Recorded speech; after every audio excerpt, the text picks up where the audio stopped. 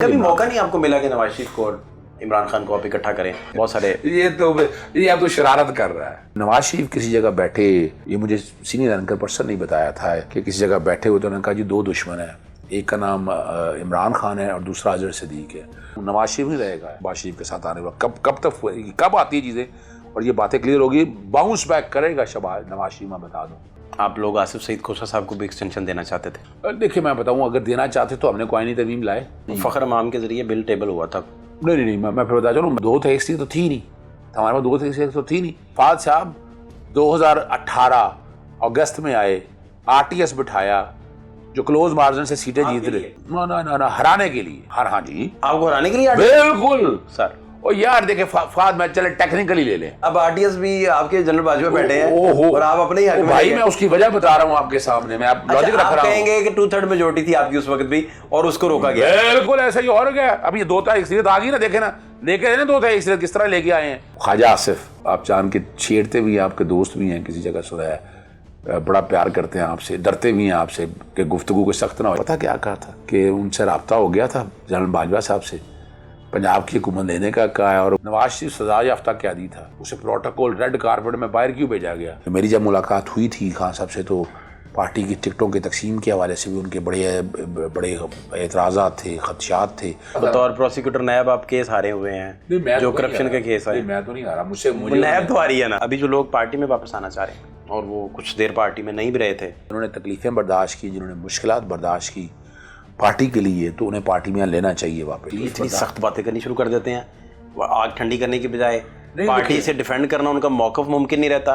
Press conference तो मैंने भी कोई नहीं की ना ऐसी। आपको कोई दबाव था प्रेस कॉन्फ्रेंस में? और क्या, बड़ा आ जाए पाकिस्तान में आके मिलने। किस पार्टी की ऑफर थी बताएं तो सही। बस ये छोड़ दें, किस पार्टी में? हमने देखिए कौन सी करीब पड़ती थी आपको? असद उमर साहब कह रहे थे प्रोग्राम में, अभी लेटेस्ट उन्होंने कहा कि आपको पता नहीं है, आप नहीं जानते इमरान खान को, अभी भी अगर वो वापस आते हैं तो बुज़दार साहब जो हैं वो वज़ीर आला पंजाब होंगे।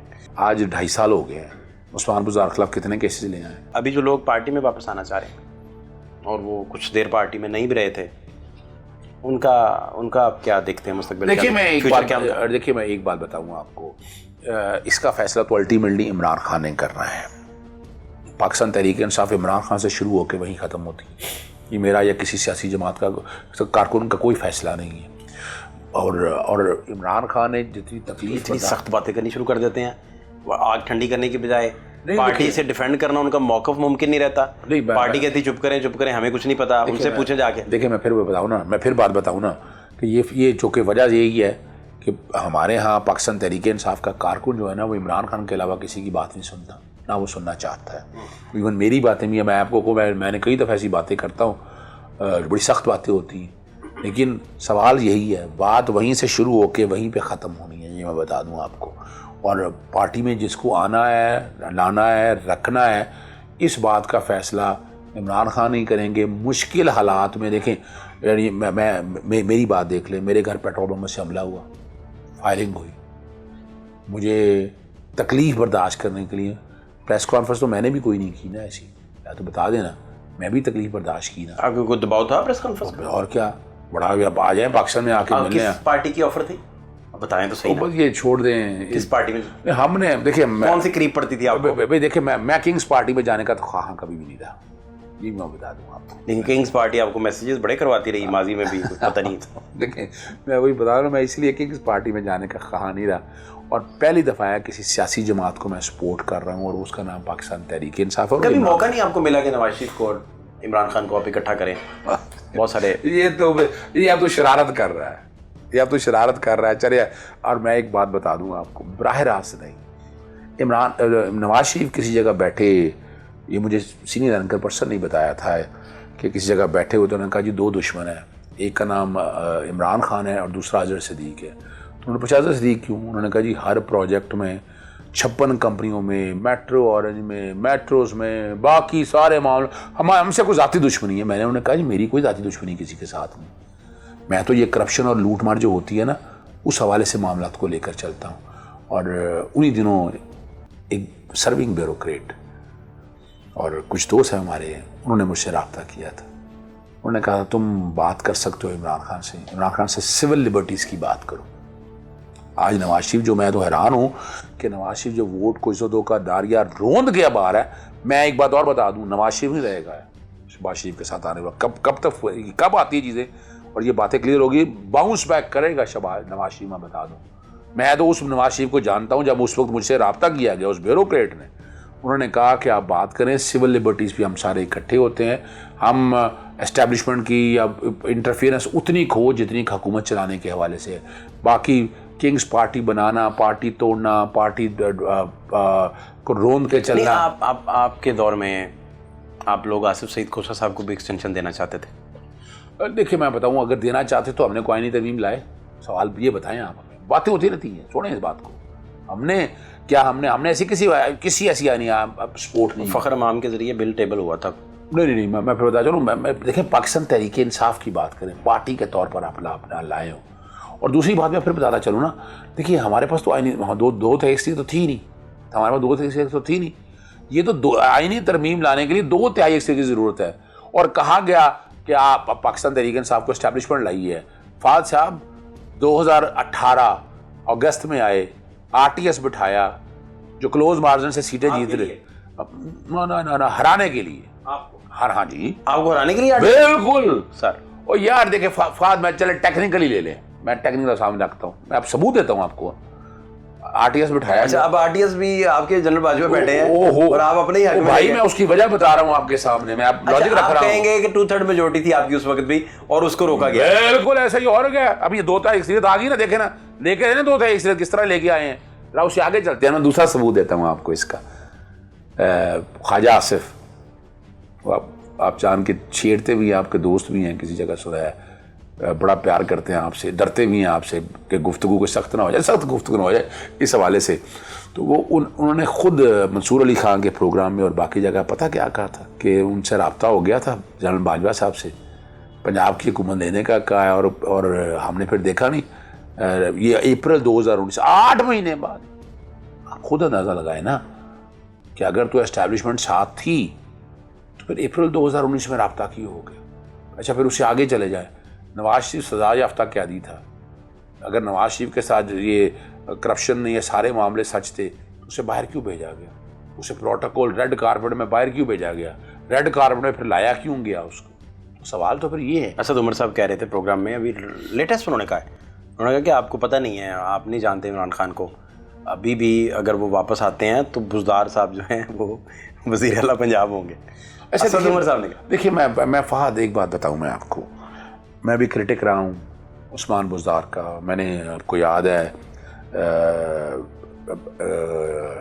इंश्योरेंस वाला केस और लिकर वाला केस, नैब में मैं कहा। हाँ जी, आप कंप्लेंट। ठीक बात। आज 2.5 साल हो गए हैं। उस्मान बुज़दार के खिलाफ कितने केसेस ले आए आपने? फराज शहजादी के खिलाफ बड़ी शोर जोर डाला, एंटी करप्शन, नैब, सोसाइटी तबाह कर दी उनके खामन की। मैंने हाई कोर्ट से स्टे कराए, उनके बच्चों के नाम ECL में डाल दिए, कोई वजह नहीं थी, वो हाई कोर्ट ने निकाला। तो आप यहाँ से अंदाज़ा लगाए ना, फिर क्या बात रह गई। आप कह रहे हैं वज़ारत आला उनके घर से नहीं चलती थी? नहीं, देखिए मैं उसकी वजह सिंपल सी है, इमरान खान में जो उनका एक विजडम है वो मैं तारीफ़ करूँगा। वो साबित करना चाहते थे कि एक बंदा आपको चाहिए। ये जो शहबाज शरीफ ने ड्रामा रचाया हुआ था कि बहुत बड़ा एडमिनिस्ट्रेटर है, आपने देख लिया PDM 1.0 के दौर में क्या हाल हुआ। इतने क्राइसिस में वो बेचारे काम कर रहे हैं। क्राइसिस को छोड़ें, आप बड़ी बातें करते थे ना, लॉन्ग बोट है, अपना बड़ी हैड, और बताते थे कि मैं सारा दिन काम करता हूँ। क्या दिया इस मुल्क को, बताएं ना। आज बैठ के बताएं ज़रा। PDM 1 ने तबाही कर दी, इकॉनमी तबाह कर दी, डॉलर कहाँ से कहाँ चला गया, पेट्रोल कहाँ से चला गया, महंगाई कहाँ चलेगी। और वो PDM 1 ने 1.0 ने PDM 0.5 लेके आए काकड़ की शक्ल में या मोहसिन नकवी की शक्ल में। और वही देखे, वही लोग हैं ना कि जो लेके आए, उनको उनको आपने बना लिया, अपना सेनेटर भी बना लिया आपने। सोचो तो सही ना ज़रा इस बात को। फिर PDM 2.0 आई। आप ज़रा गौर तो करें ना कि इस सारे टेनरियों में टेन्योर में जितने तजर्बे करने थे उन्होंने तजर्बे कर लिए और हाल आपने देख लिया। अभी बाकी लोग आप समझते हैं, ये फवाद चौधरी भी वापस आ गए जेल से, बाकी भी बहुत सारे लोग हैं, तो ये वापस आएंगे पार्टियों में या क्या बनेगा इनका, क्या मुस्तकबिल आपको लग रहा है? देखिए, ये मैं कुछ कह नहीं सकता इसमें। मैं समझता हूँ कि जिन्होंने तकलीफ़ें बर्दाश्त की, जिन्होंने मुश्किलात बर्दाश्त की, पार्टी के लिए, तो उन्हें पार्टी में लेना चाहिए वापस, ये मैं बता दूं आपको। मैं नाम किसी का नहीं लेना चाहता, तो लेकिन ये अल्टीमेटली फैसला जो है ना वो इमरान खान का है। इमरान खान जिसे चाहे पार्टी में रखे, जिसे चाहे पार्टी में निकाले। मेरी जब मुलाकात हुई थी खान साहब से, तो पार्टी की टिकटों के तकसीम के हवाले से भी उनके बड़े एतराज़ात थे, खदशात थे कि कैसे तकसीम हुई हैं, किस तरह हुआ है, बहुत से सवाल है। इमरान खान का जेल में जाना जो है ना, ये बड़ा नुकसान हुआ है पार्टी को। 5 अगस्त से लेकर अब तक देखिए, जो बयानियाँ जिस तरह चलाना चाहते हैं, जो बातें जिस तरह कहना चाहते हैं, मीडिया को कुछ आज़ादी मिली, मीडिया को फिर दीवारें ऊंची कर दी गई। लेकिन जिस तरह इमरान खान उस तरह पहले बात करता था, डर और खौफ था ना इतना, और इतना डर और खौफ है, आप अंदाज़ा लगाएं। बुशरा बीबी, क्या कसूर था बुशरा बीबी का? मिसेज है ना उनकी, आप लोगों ने इद्दत के निकाह में जाली और झूठे फ्रॉड, और उनकी बेटियों ने कुरान मजीद पे सेम यही काम आप अपोजिशन से भी करते होते। देखिए मैं भी अंदर थी, मैं फिर बताना चलूँ, हम नहीं करते थे, ये नैब करता था। नैब पॉलिटिकल इंजीनियरिंग का इदारा है। आज हम समझते हैं मशीर लगने लगे थे, मैं तो देखना नहीं लगा ना, वो ताकतवर मशीर चला रहे थे नैब को उस वक्त, क्यों मैं लगाने नहीं दिया ना भाई। आप जब पॉलिटिकल इंजीनियरिंग कर रहे हैं, केस नहीं बना रहे, मैं इख्तलाफ, इमरान खान भी इस बात से इख्तलाफ करता है कि इस तरह की सियासी इंजीनियरिंग नहीं होनी चाहिए। इमरान जो केस बनता है, इमरान खान को जो बताया गया, जिन्होंने बताया, अब मैं मिसाल के तौर पर अरशद शरीफ को आखिर कोई दिखाता था, बतौर प्रोसिक्यूटर नैब आप केस हारे हुए हैं, जो करप्शन के केस है। मैं तो नहीं हारा, मुझे नैब तो आ रही है ना, वो नैब देखे बजाय कि मैं प्रोसिक्यूटर होता तो ये मैं केस हारने देता, ये तो अब जेल में रख लेगा आप। तो ये तो फिर उन्होंने इसीलिए सिस्टम भी ऐसा रखा और निज़ाम भी ऐसा बनाया। बाकी तो ये आपको पता है, ये निज़ाम इसी तरह चलता रहना है। लेकिन इस निज़ाम को अगर बेहतर करना है ना, तो जो मैंने 5 जून 2023 को एक दिया था लंदन में, पाकिस्तान को तरमीम में क्या रिफॉर्म्स की बातें होंगी? तरमीम जो आएगी, देखिए अभी तक जो मेरी इतलात के मुताबिक है, एक तो डिस्कशन ये पहले ये हो रहा था कि 65 से 68 साल एज कर दी जाए, हाई कोर्ट की 62 से 65 कर दी जाए। ये होगा आपको? वकला इसको कबूल नहीं करेंगे, मैं आपको बता दूं, आपको बड़ी वाज़ेह वज़ाहत के तौर पर। दूसरा क्या करेंगे? दूसरा यानी जो है एज इट इज़ रहे। जजेस की तरमीम, जजेस की अपॉइंटमेंट का जो तरीकाकार है, उस पर इतफाक़ करते हैं कि वो ट्रांसपेरेंट हो, यानी ये 2 तेरियां 2 मेरियां वाला प्रिंसिपल ख़त्म होना चाहिए। एक जो और तरमीम हम जो फाइनल की है उन्होंने, तो इस तरह की कि वो चीफ जस्टिस की म्याद जो है ना 3 साल के लिए टेन्योर पोस्ट रखना चाहते हैं। मैं नहीं समझता वो आइन से कमेंस्ट्रेट करेगी, आइन के ख़िलाफ़ है। जदीद कानून बन जाए तो आइन के खिलाफ क्या है? वो देखा, अब आइन बनेगा तो फिर चैलेंज करेंगे ना, मैं चैलेंज करूंगा। चले अगली बार बता, मैं आपके सामने कह देता हूं, इफ्तिखार चौधरी दौर थोड़ी है कि आप पार्लियामान को नीचा दिखाएंगे, जो मर्जी आप कहेंगे कि सुप्रीम कोर्ट सुप्रीम है, जो मर्जी कह दें आप। 18वीं तरमीम और 19वीं तरमीम के तहत यूसुफ रजा गिलानी को घर भेज देंगे ना, वो भी कसूर अजहर सिद्दीक का था ना। तो जमहूरियत वीक की ना आपने। देखें वो वजह क्या है, मैं जमहूरियत को वीक करने का इशू नहीं मैं कह रहा। बात लिखा हुआ है कि तौहीन अदालत में अगर सज़ा होगी उनको, जो कि तौहीन अदालत में सज़ा हो गई थी, तो आइन का आर्टिकल 63 बड़ा क्लियर है, तो वो 5 साल के लिए नाहिल हैं। इसमें अजहर सिद्दीक कुछ भी नहीं कर सकता था।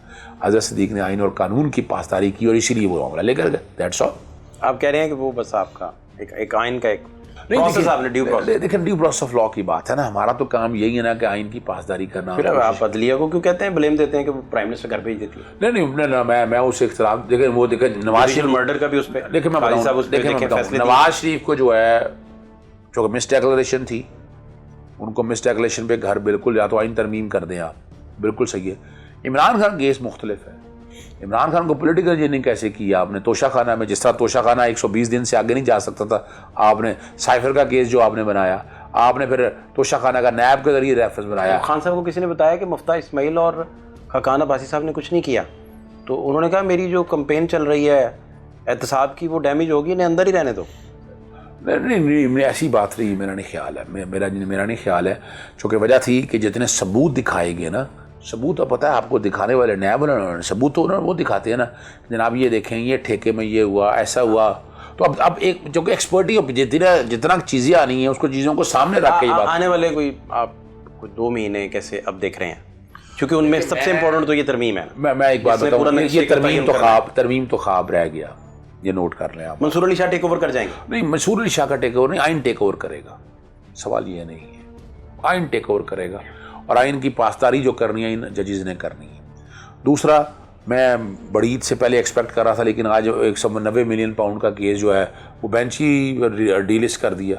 एक तो ये बड़ा अजीब सा तरीकाकार है कि आप केस ही डीलिस्ट कर देते हैं। उसके अलावा साइफर के केस में आज बहस हुई है। 6 जजों का मुस्तकबिल आप क्या देख रहे हैं? वो बिल्कुल रहेंगे यहाँ। और नहीं, वो बेंच में से क्या निकलेगा वहाँ से जो केस चल रहा है? उसमें मेरा अपना ख्याल है वो उस केस में अब आके 3 चीज़ें बड़ी वाज़ी होंगी। सुप्रीम जुडिशल काउंसिल जो आप आर्टिकल 209 का सब आर्टिकल 5 है जो जजिस कोड ऑफ कंडक्ट की बात करता है ना, उसके अंदर तरमीम आएंगी। उसमें ये तय होगा कि अगर किसी ने राब्ता भी करना है, अगर कोई इन्फॉर्मेशन भी देनी है, तो उसका प्रोसीजर तय होगा।